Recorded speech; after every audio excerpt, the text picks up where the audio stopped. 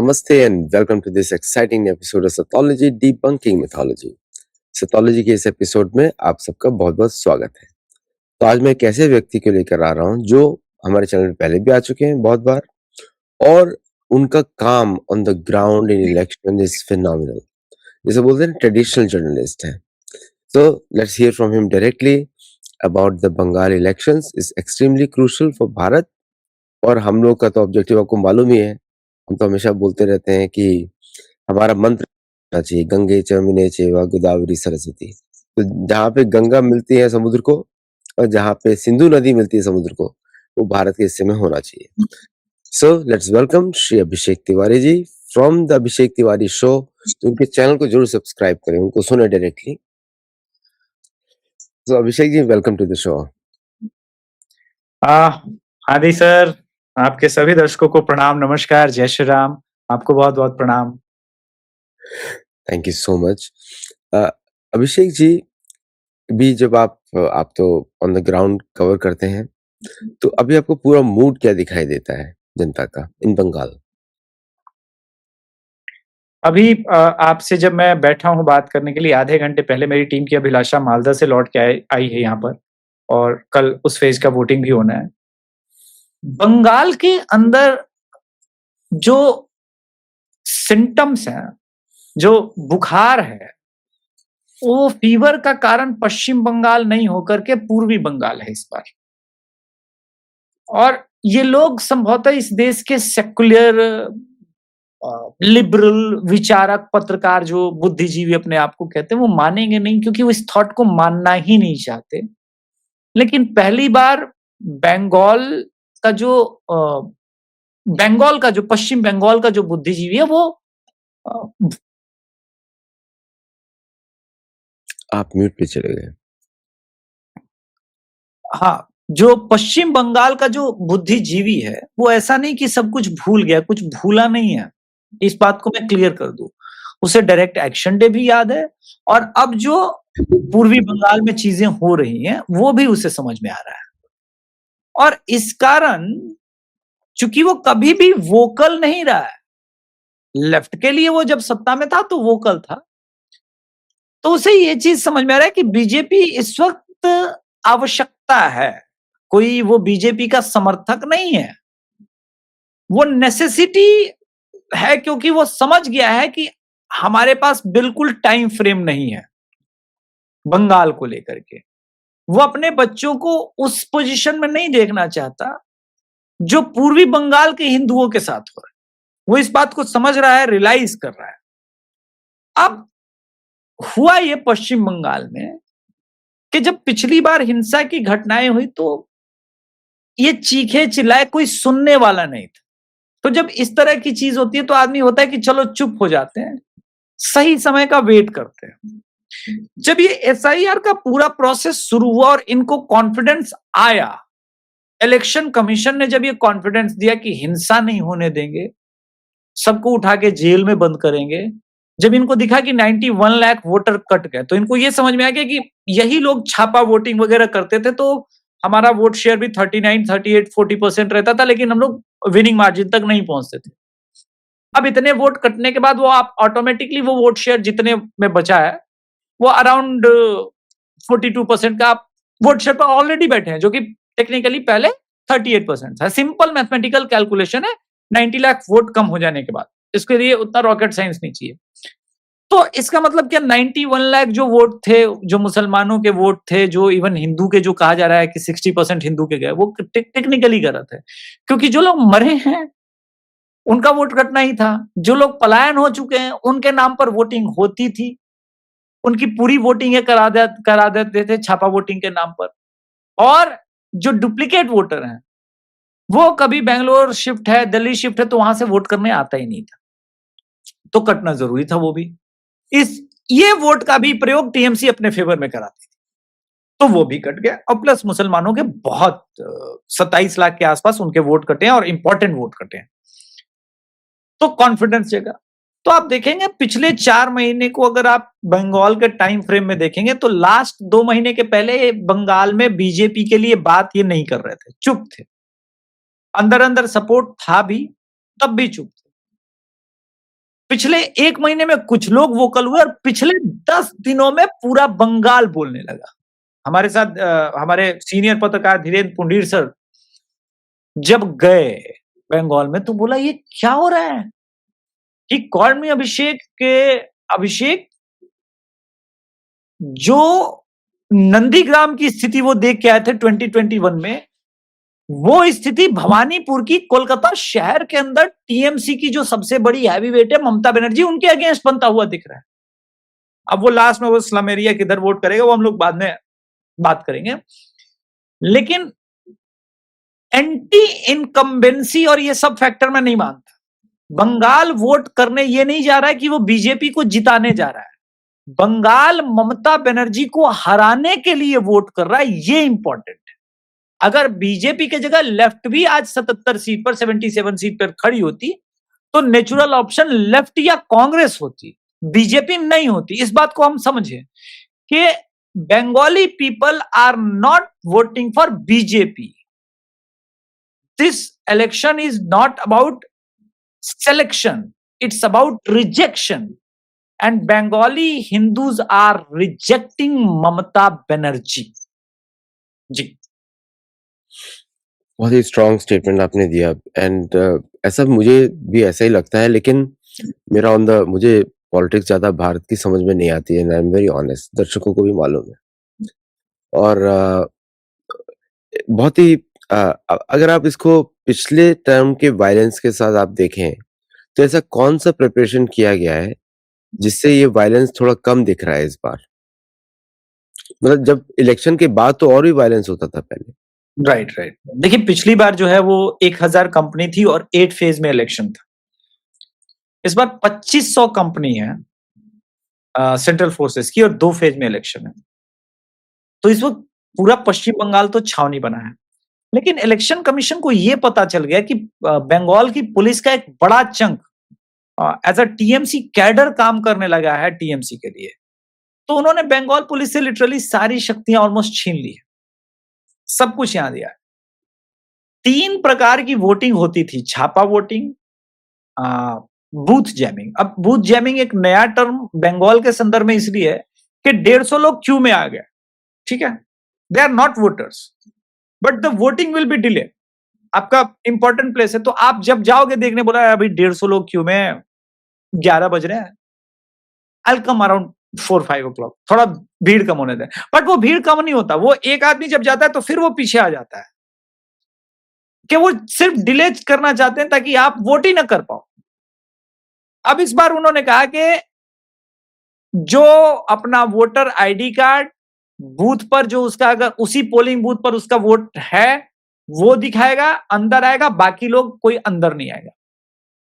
Booth पर completely जो CCTV camera है वो बीएसएफ के अंदर होगी, ना कि पुलिस के अंदर में। अगर 15 मिनट से ऊपर सीसीटीवी कैमरा बंद होता है, वहां पर उस बूथ पर रीपोलिंग होगी।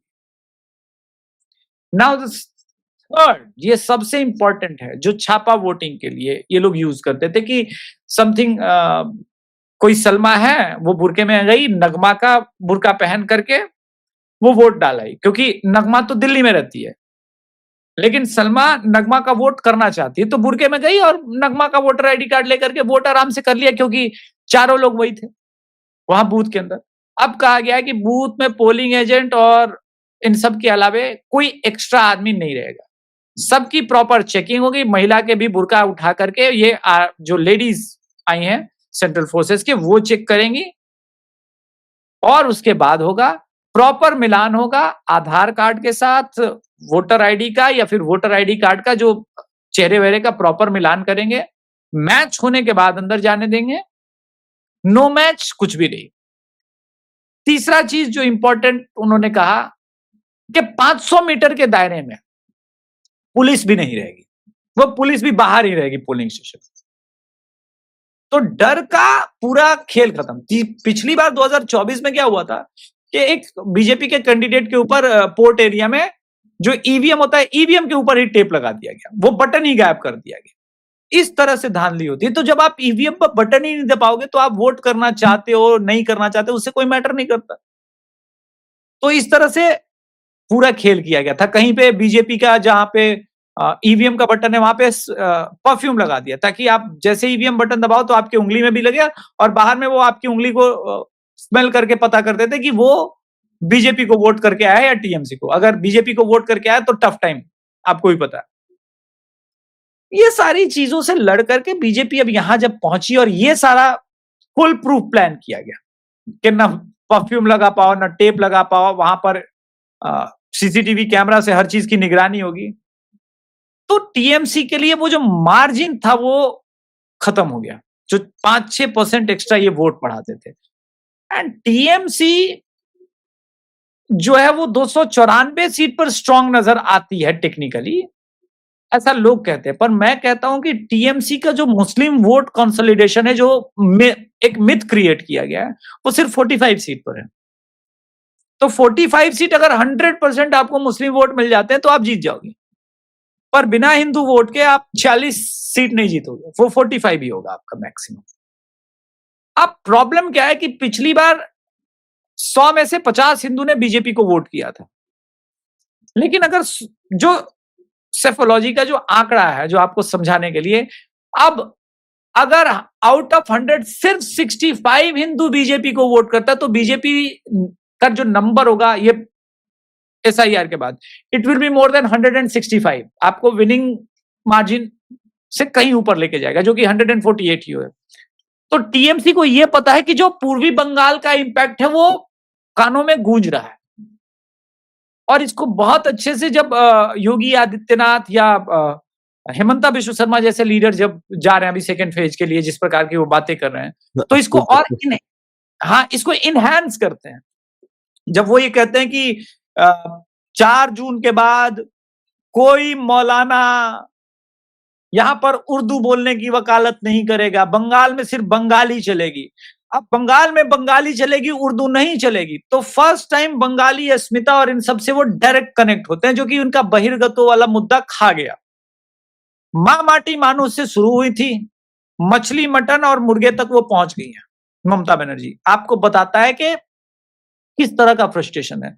78 सिटिंग विधायक के उनके एंटी इनकम्बेंसी के कारण टिकट उनका बदल दिया गया, उनको टिकट नहीं मिली।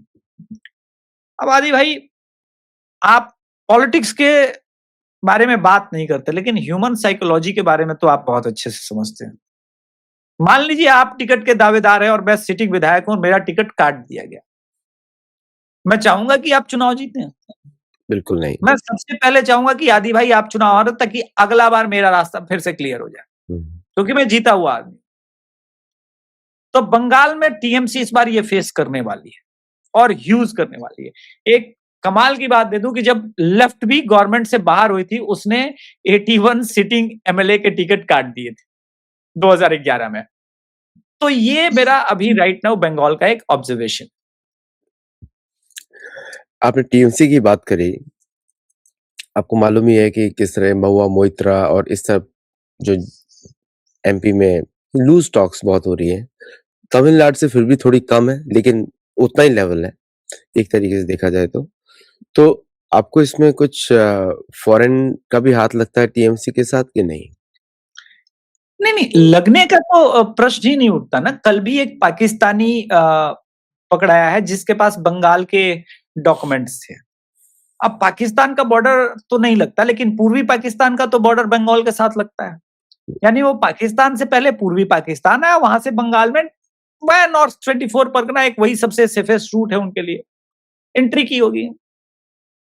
तो आप बताइए कि पाकिस्तान या इवन पूर्वी पाकिस्तान क्यों चाहेगा कि बीजेपी की सरकार पश्चिम बंगाल में बने, वो भी बॉर्डर, इतना इंपॉर्टेंट बॉर्डर एरिया में। उनके लिए डिफिकल्टी नहीं है, उनके लिए सबसे बड़ा ट्रबल ये है कि फॉरेनर और इमिग्रेशन बिल आने के बाद जिस तरह से अमित शाह कह रहे हैं कि डिटेक्ट, डिलीट एंड डिपोर्ट करेंगे, ट्रिपल डी, तो इस बात को वो समझते हैं बहुत अच्छे से। और आप देखिए ऐसे कई पाकिस्तानी हैंडल्स इस वक्त हिंदू नाम से बने घूम रहे हैं। आपको लगेगा कि ये तो प्रगति मिश्रा पक्का कोई ब्राह्मण बीजेपी समर्थक होगी या फिर, लेकिन वो प्रगति मिश्रा दिन रात कांग्रेस के लिए बैटिंग करेगी। फिर आपको लगेगा कि ये कैसे हो रहा है। फिर प्रगति मिश्रा को गाली देने वाला कोई एक दलित होगा, कोई समथिंग टाइटल से, फिर दोनों एक-दूसरे के साथ गाली-गलौज करेंगे और कॉमन पीपल उसके नीचे फिर रिएक्शन देने लगेंगे। लेकिन कमाल की बात है, कोई जावेद शेख ही प्रगति मिश्रा और कोई प्रगति भारती दोनों की आईडी वही चला रहा है, कोई जावेद शेख, जो पाकिस्तान में बैठा है। और इसके प्रूफ्स हमने अपने प्रीवियस शोज में मैंने कई बार दिए हैं। तो ये तो बेवकूफी होगी कि पाकिस्तान और बांग्लादेश का इसमें हिस्सा नहीं। वो तो बांग्लादेश ही तो वोटर ही है, वो तो कहना ही नहीं है। तभी तो ये सारा एसआईआर हो रहा है। बांग्लादेशी तो वोटर बनाए गए पश्चिम बंगाल के अंदर। अब इससे बड़ा फॉरेन क्या होगा कि एक कोई बांग्लादेशी, मैं कहता हूं 100 नहीं, 10 बांग्लादेशी भी अगर भारत के डेमोक्रेटिक सिस्टम में वोट करते हैं और ये मेक श्योर करते हैं कि कौन सीएम बनेगा, कौन पीएम बनेगा, तो भारत की डेमोक्रेसी तो वहीं पे खतरे में है। और अगर ये नंबर वास्तव में करोड़ में हो, तब आप सोचिए, करोड़ों बांग्लादेशी ये निर्णय लेंगे कि कौन बंगाल का सीएम बनेगा, तो पार्टीशन क्यों कराया था? एग्जैक्टली। तो सिचुएशन तो है ही सीरियस। और ये सवाल ग्राउंड पर जो मैं ये बोल रहा हूं, ये मेरे सवाल नहीं है। ये सवाल आम बंगाली हिंदू पूछने लगा है इस बार। ये टीएमसी को भी पता है, उनके कैडर को भी पता है। टीएमसी का एक इलेक्शन सेंटर आईपैक को बंद कराया गया था, जो मालूम है आपको मालूम ही है। ये तो बोला उन्होंने कि ये तो सिर्फ इलेक्शन के लिए है और पहले से प्रशांत किशोर से कनेक्शन है। तो आपको क्या ऐसा लाइक आपने पहले साइकोलॉजी की बात करी थी और इमोशंस की बात भी करी थी। इमोशंस भी पार्ट ऑफ साइकोलॉजी होता है। तो इस बार जो इमोशंस तो आपकी बड़ा क्लियरली लग रहा है कि बंगालियों को ध्यान हुआ है। तो बंगाल में एक वर्ण होता है भद्रलोक, जो कि महा ओपन, सेक्युलर और काफ़ी इंटेलिजेंट लोग भी उस कम्युनिटी से आते हैं, उसको जिसको हम बोलते हैं। तो what is the opinion of bhadralok toward TMC? क्योंकि वो बहुत वोट करते थे टीएमसी के लिए पहले। नहीं, अभी ये ओपिनियन स्प्लिट है। 2 उदाहरण से बताता हूँ। एक तो नारा चल रहा है कि पहले राम फिर बाम। अब ये नारा आपको हावड़ा में कम सुनाई पड़ेगा, लेकिन हुगली में सुनाई पड़ेगा ज्यादा। अब वहां हुगली वाला जो है, वो जो कह रहा है पहले राम फिर बाम, हुगली में बीजेपी और लेफ्ट का बहुत अच्छा फाइट होता है शुरू से ही। लेकिन इस दे आर सेंसिंग कि भाई बीजेपी का आना इसलिए भी जरूरी है क्योंकि लेफ्ट तभी रिवाइव होगा जब ममता खत्म होगी। ममता बनर्जी का खत्म होना बहुत जरूरी है, राइट? तो ऐसे सिचुएशन में जो चीजें हैं वो कैसे होगा, ठीक है? इसको भी समझना पड़ेगा हमको। तो उसके लिए वो क्या कर रहे हैं कि कह रहे हैं कि नहीं, एक काम करते हैं, हम पहला चीज जो काम करेंगे, इस बार इनको हरा देते हैं। हरा देंगे तो फिर मतलब ही नहीं रह जाएगा चीजों का। उसके बाद खुद ब खुद लेफ्ट रिवाइव हो जाएगी, क्योंकि मुसलमान वोट लेफ्ट की तरफ आ जाएंगे। टीएमसी को बर्बाद करना जरूरी है। कुछ लेफ्टिस्ट अभी भी चिपके हुए हैं या भद्रलोक, कुछ इस बार टीएमसी को छोड़ करके वेट कर रहे हैं कि जिधर सत्ता घूमेगी उधर लास्ट टाइम में हम घूम लेंगे। तो 3 भाग में पहली बार भद्रलोक डिवाइडेड हुआ है और एक बड़ा चंक पिछली बार से इस बार बीजेपी की तरफ ज्यादा हुआ दिख रहा है। ये बीजेपी के लिए बहुत बड़ा प्लस पॉइंट है और उसका सिर्फ और सिर्फ एंगल और कारण जो है वो रिलीजन का है।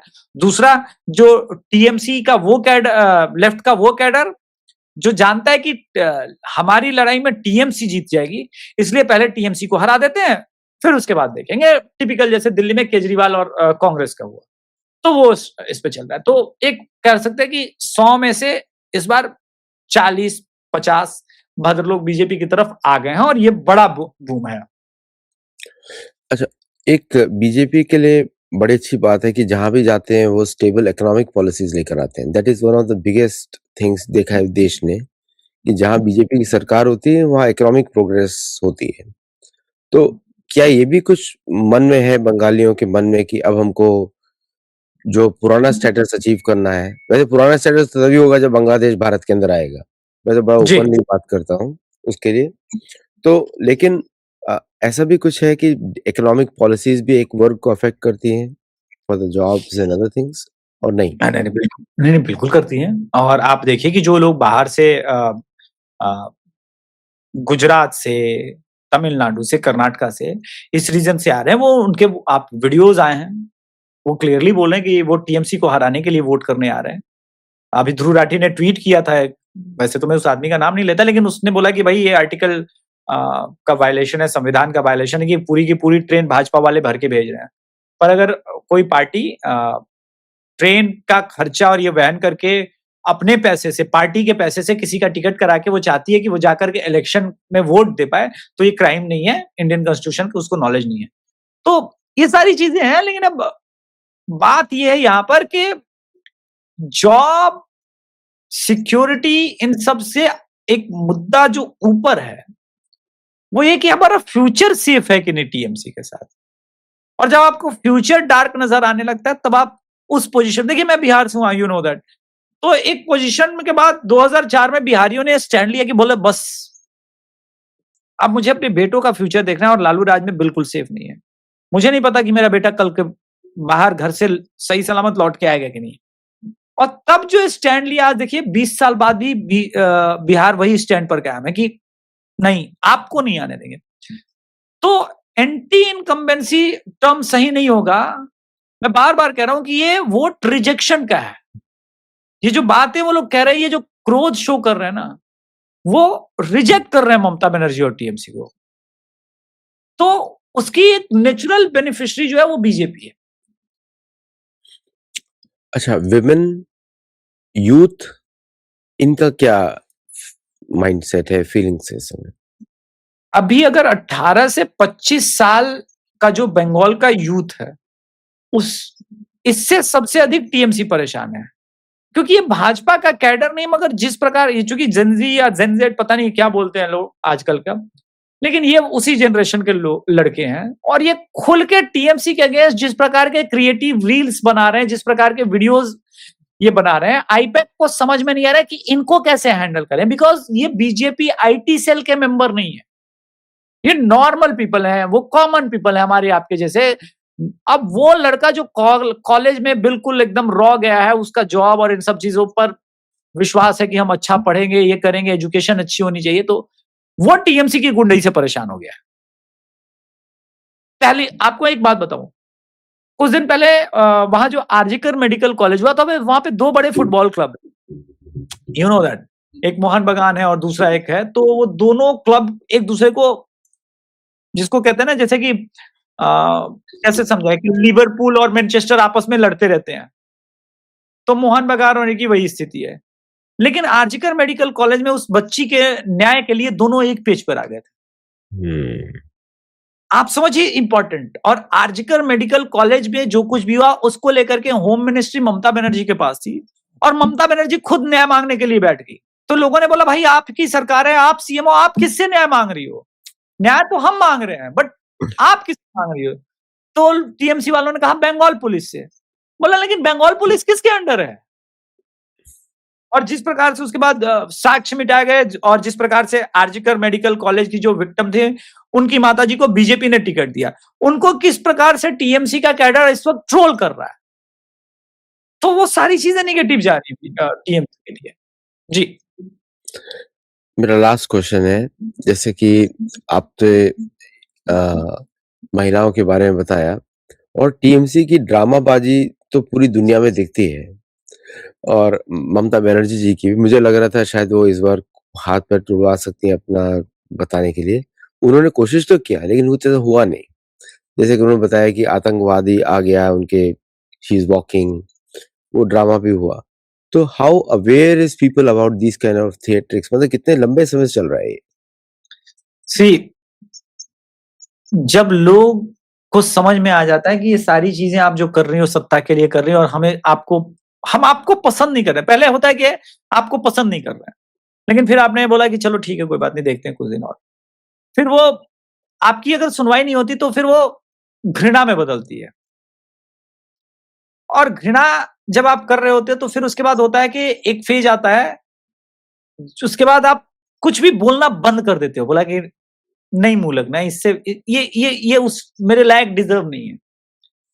तो जब वो बंगाल का वोटर चुप हुआ ना, साइलेंस हुआ, तो टीएमसी के लोगों को लगा कि उन्होंने डरा दिया, और एक्चुअली वो साइलेंट होने के पहले उसने निर्णय ले लिया, एक डिसीजन ले लिया कि मैं चुप हो जाता हूं।